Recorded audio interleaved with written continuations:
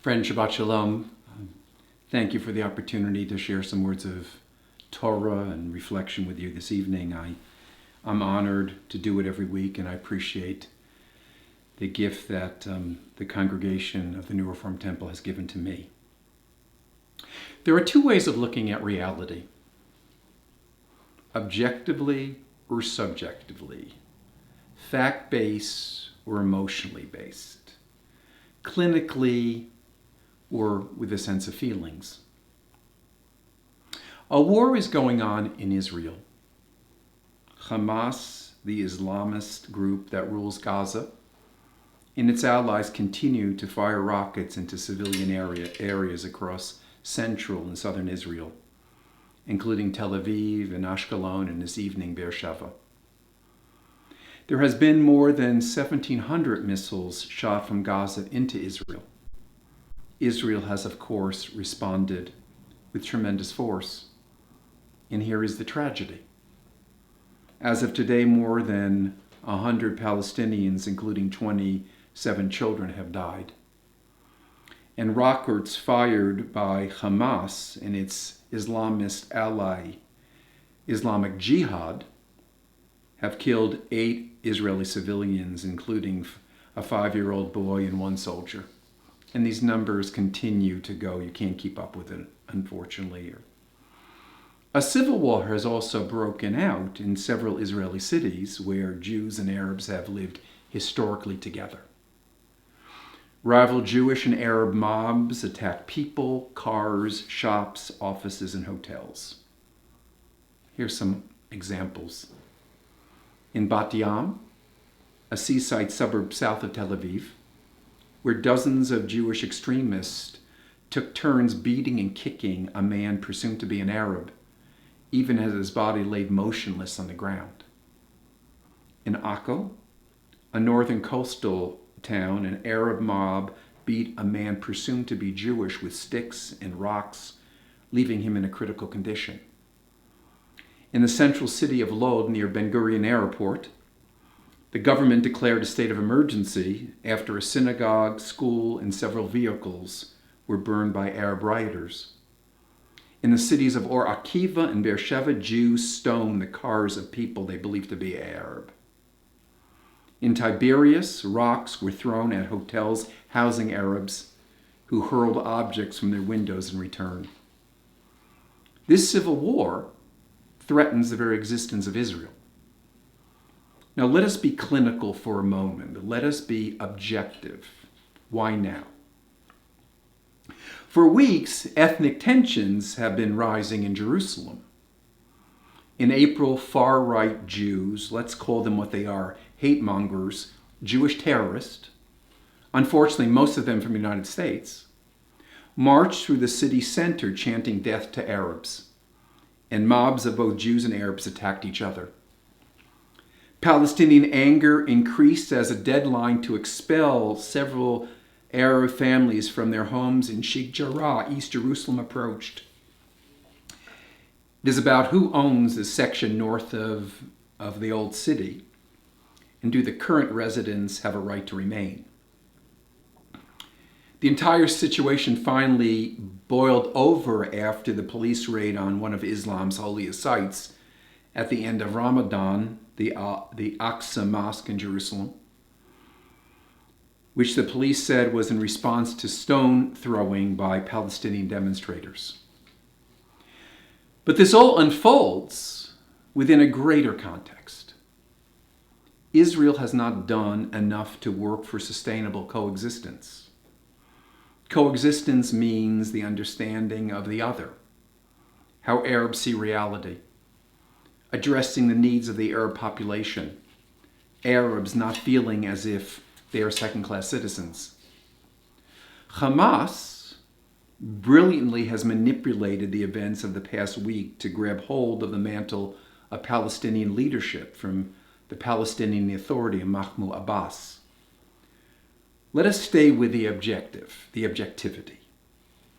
Hamas, like Hezbollah in Iran, will only be satisfied when the last Jew is either in the Mediterranean Sea or back in Europe from where you came, quote unquote. This is a war with an enemy devoid of basic moral standards, a terrorist organization for whom any suffering of their citizens is legitimate so long as some Jewish blood is spilled. We must be committed in the strongest way for justice and equality in Israel, for all. But that work cannot begin until all people can sleep comfortably in their beds without fear. Friends, that is the objective analysis of what is happening, a kind of journalistic review.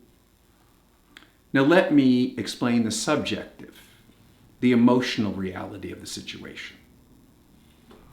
And let me start with the tooth fairy, and I'm not being cute. My granddaughter Zoe, who became famous on our virtual Passover Seder a couple weeks ago, this week she lost her first tooth. She had been expecting the arrival of the tooth fairy for a long time, and it got more complicated because she lost her tooth that fell out. She can't find it. And she wrote a very extensive note to the tooth fairy explaining the tooth is missing, but she still deserved a visit from the tooth fairy. But here is the tragedy. That same night, the shelling of Tel Aviv, where my daughter and her family lives, began. They gathered with their 2 dogs in their safe room. And when the sirens went off and she heard the missiles exploding, Zoe hearing them, she thought it must be fireworks in celebration of the tooth fairy arrival. And for the record, an apartment house a 15-minute walk from my daughter and son-in-law's house was leveled by a missile. Let's stop being so clinical.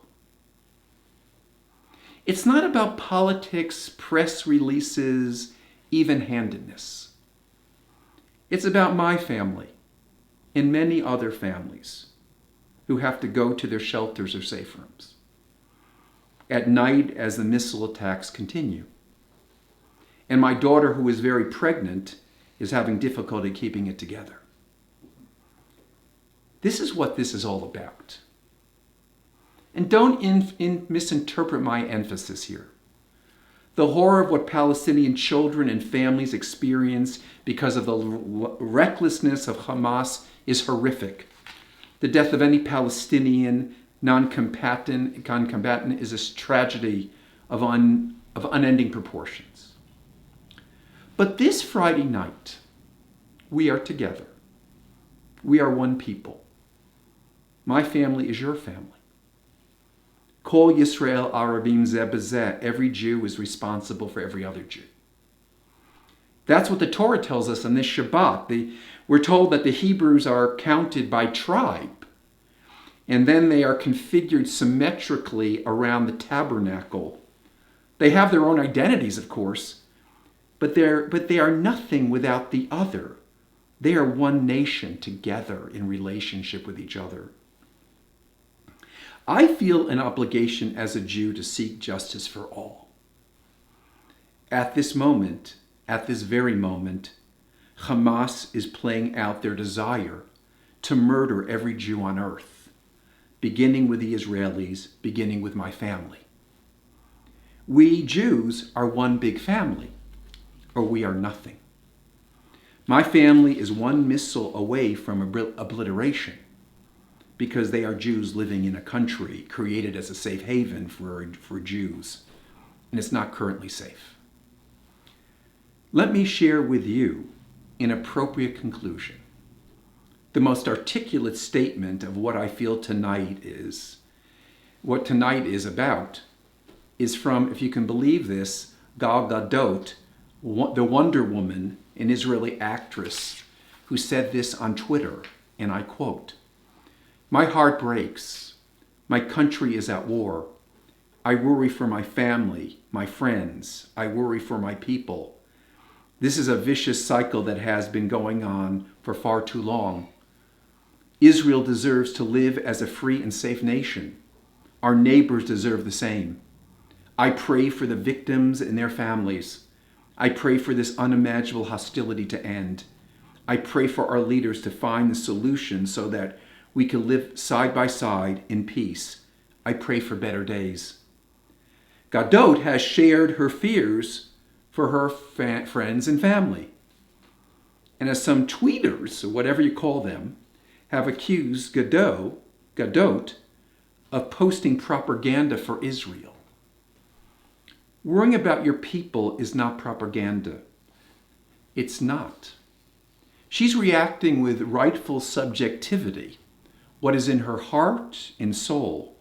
Her nation is under attack by an enemy who wants to obliterate her people.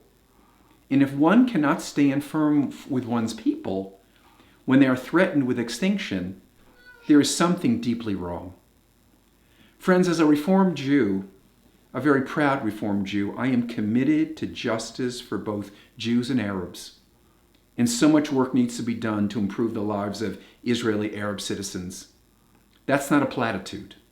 That is the objective fact and comes from deep within me. But tonight, as missiles rain down on my granddaughter, who lost her tooth, it's a time for all of us to stand together as a Jewish people. And I couldn't care less that some are offended by our love of our family, of our Jewish family. Shabbat Shalom.